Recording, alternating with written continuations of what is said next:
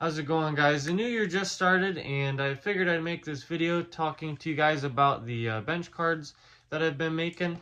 So bench cards right here, I'll show you. They have the name of a plant, pictures of a plant, and then some information about the plant, which I'll tell you guys about here in a second. But I've been to a few different places, and some bench cards, they have 10 different things. They have the soil requirements and the zone of the plant and all the different things that you could possibly want. And but I'm trying my best to make everything as basic and as simple, easy to read, and as I possibly can. So I don't want too much information. So like I said, I've got like 5 different things right here. 4 things to really read other than like the picture. So I'll just get right into it. Basically, this one's an Agustachi black adder. That's the first thing that you will hopefully see or read when you look at this card. There's 3 pictures for this one. There's a somewhat close-up picture to show you the blooms. There's a picture that shows the scale of the plant, and this plant here gets around 3 foot tall. And then there's a picture that shows, hopefully that's clear enough, but there's a picture that shows a decent close-up with the flower, or with the butterfly on the flower, and that shows that the butterflies like it. And but I wish there was a picture that shows like the bees on it. But all right, so this plant right here, it does like full sun. It can handle a little bit of shade, but the bloom time is June to frost, which that is a very long time, in case you didn't know. June, so that means from June until July, it's pretty much starting to flower. The flowers will start off like a little bit shorter, and as it ages, the flowers will get longer, and then it'll continue to grow more and more flowers until it's just absolutely loaded. You can see the picture of the flowers. That's like probably around August or so. And but basically in July to August is probably when it's going to be covered with bees the most. But I mean, it was like September and October when the bees were still loading, like, I mean, they were weighing down the plant, it seemed like, because there was so many bees. And but I want to say that it lasted until November, when it like finally got cold enough to kill the plant. So it's a must-have. It's the best pollinator plant that I know of. I mean, I showed you guys a picture of the butterfly on it, and you can see it. You might be able to see a couple bees in the like the one picture of it, but basically, from July on, the next sentence, from July on, constant buzzing is all you'll hear when you're near this plant.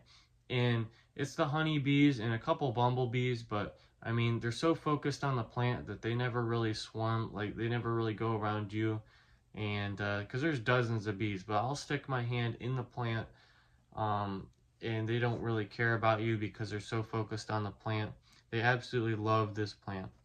And then the last sentence, I probably have other types of Agustachi for sale. So I had, I forget the variety, but I had some of another variety this spring, and I sold out of them before I was able to get one for myself. But then I was able to get 2 more varieties. I believe the one was Mango Tango, and the other one was Rosy Posy, or something like that. And I've seen a bunch of different varieties. I wish I could have them all. But chances are I'll try and get what I can this spring, because this plant is such a good plant. I will probably have to dig up some Agustachi, and they'll be maybe even in 3-gallon plant, like pots, not plants. They'll be in either 2 or 3-gallon pots, and they'll be big. You'll have a plant that's 3 foot tall and like probably 2 foot wide, if not like 3 foot wide. I mean, it'll nearly be full size by the time it like starts flowering, and by the end of the year, because I mean they're big for me. They're in the ground right now. I'll have to dig them up. But so getting on to like the next plants, there's, I'll just swipe through. Java Red Weigelia. This is Clematis. I say that's a vine because it's a vine. It's got 5 different pictures, 5 different clematises, and then obviously just the information.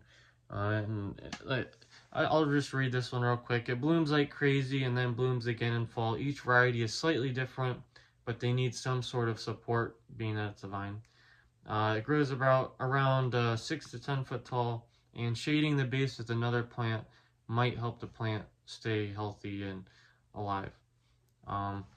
Millennium Allium, that's a good pollinator plant, but it's somewhat short-lived. But then just the foliage looks really, really good from spring to fall. There's one plant that I was going to read, and then I'll probably be done with the video. This right here is yarrow. I'm talking about this plant because it shows a picture from my mound, and it's got my dog. That's Minnie right there. Hopefully you guys can see it, but it's got an example of that. It's got some other pictures in the picture, some other plants in the picture, and it's got two other varieties, and then a close-up of the Firefly Peach Sky. And I basically, in the description, I tell you guys about how the plant is on my mound, so then you've got an example right there that you can hopefully see. Hopefully it'll be within sight of the group of like yarrow that I'll have for sale. And if they're not blooming, then you'll at least know that I've got them in the ground. And if they're not blooming, then you'll at least hopefully see that they survived the winter and that they're hardy enough that they're not just going to die on you once they get established, at least. But I think that's going to be it for this video. I've got a lot of plant cards that I'm making. I've got to make a whole bunch more, so maybe I'll make another video on my process, and maybe I'll make a video on myself thinking of the description. I'll write the description as I'm recording, and but that's pretty much going to be it. A lot of these tags I'm making for plants that I already have, but I'll be making bench cards for plants that I'm going to get.